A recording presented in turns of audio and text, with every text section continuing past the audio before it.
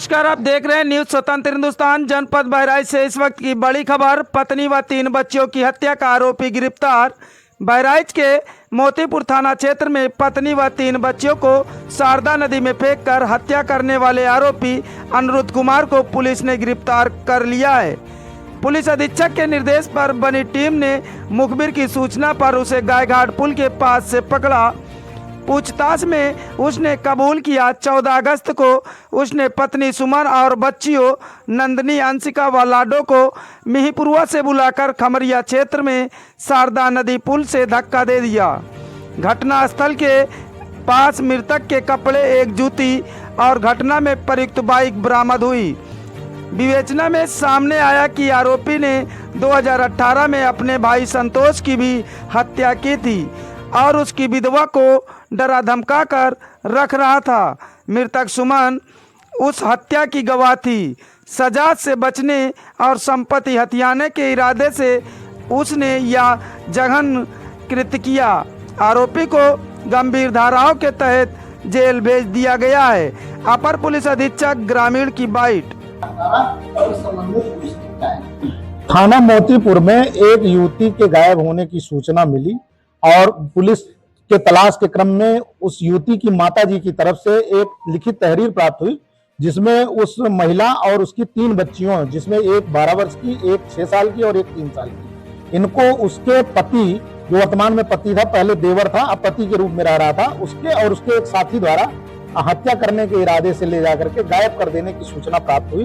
उक्त सूचना पर तत्काल संबंधित धारा में अभियोग पंजीकृत करते हुए घटना के अनावरण के लिए पुलिस टीम लगी और इसमें जो नामित अभियुक्त है, जो गायब युवती थी, उसके पति, जो कि पहले देवर था, अनिरुद्ध, उसको जब पकड़ा गया तो उसने घटना को करना स्वीकार किया और उसने बताया कि 2018 में उसके भाई संतोष का मर्डर हुआ था, जिसकी पत्नी थी जो गायब हुई है, और उस मर्डर में एक मुख्य षड्यंत्रकारी के रूप में अनिरुद्ध स्वयं जेल गया था अपने भाई की हत्या में, और वहां से आने के बाद में अपनी भाभी और उसकी एक बेटी दोनों को के साथ में रहने लगा, पति पत्नी के रूप में रहने लगे। बाद नहीं, दोनों साथ में परिवार वालों की मंजूरी से ही साथ में रह रहे थे और 2 बच्चियां और पैदा हुई। इस प्रकार से कुल 3 बच्चियां हो गई थी।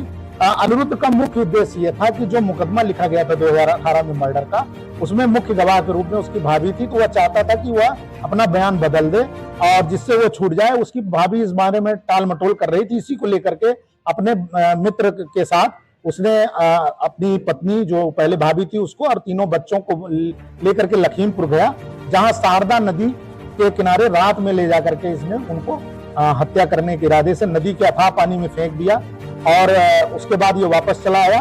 पुलिस ने इससे जब पूछताछ की है, पूरी घटना कबूल किया है, अपने साथी का नाम बताया है और इसकी निशानदेही पर घटना स्थल के आसपास से बच्चों के कपड़े, जूते भी और उस महिला के भी कपड़े बरामद हुए हैं।